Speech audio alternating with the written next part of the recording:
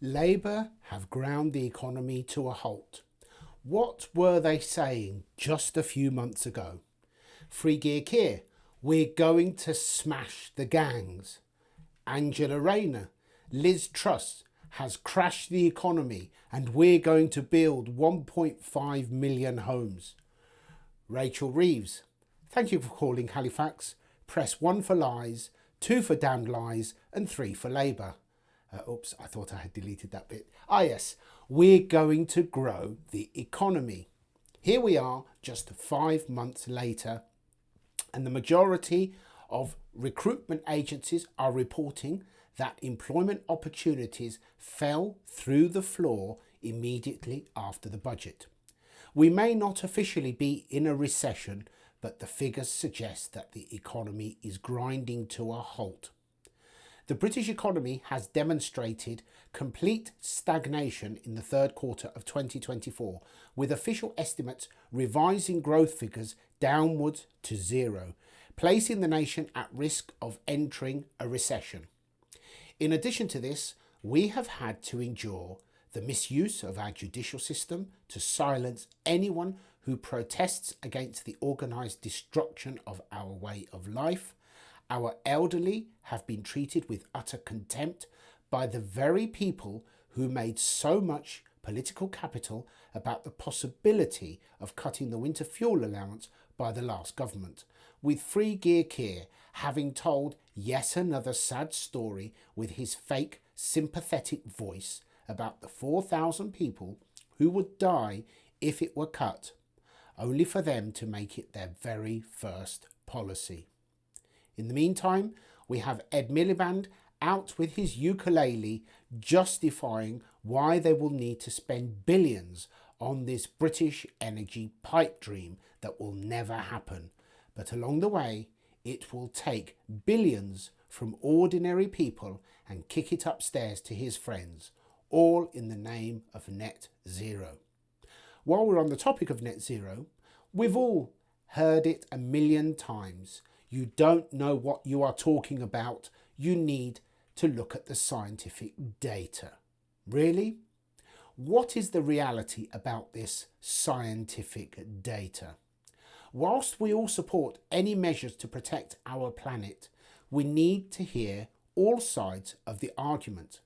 But how can that happen when any scientists who contradict the narrative are cancelled? I put it to you that many of these so-called climate activists are actually climate criminals, exploiting the environment to get themselves highly paid positions to support the narrative and terrify you into agreeing to be controlled. In the meantime, people are increasingly duped into installing air source heat pumps, which are causing tremendous problems, ranging from people unable to heat their homes adequately to friction with their neighbours due to noise pollution. Councils throughout the country are reporting a rising number of complaints, and lastly, one of the most rapidly increasing crimes in the UK is the theft of heat pumps because they are outside. They can be disconnected and wheeled away in a very short time, and they are worth a lot of money. The political landscape is changing rapidly, with support for Labour plummeting from the embarrassingly low position it was already in. Let's not forget, the election was not a Labour win. It was a collapse of the Conservative vote. In total, the two parties received more than 7 million less votes than in 2019. The truth is that the people spoke, but they were not heard. Moving forward, as we enter 2025, those of us who would like to see our country free have a real battle on our hands, because the elite have successfully managed to recruit and brainwash an entire army of lefties to do their dirty work for them, making it increasingly harder for us to travel, own cars, speak up or object to anything without being labelled and persecuted. We must not only fight to reverse the cut in the winter fuel allowance, which I believe is the thin end of the wedge, because they are successfully implementing politics of envy to gain support from young people for anything they take from the elderly. But in reality, government policy over the last decade or two has left the majority of under 40s renting with no equity or assets, and meanwhile they are bankrupting the economy. How long will it be before they justify plundering the assets of the over 60s? This is not happening by accident, and anyone who refuses to believe that really needs to think again. We owe it to our elderly to fight for them, but simultaneously we also owe it to our young, no matter how much they may be taken in by these elitist serving agendas, to give them the opportunity that we had. Far too many are being steered into university degrees that do nothing for them apart from enslave them to a lifetime of debt. They are suffering severe climate anxiety, they are unable to buy a home, start a family, and also frequently they are terrified to question what is happening in case they get their damned pronouns wrong.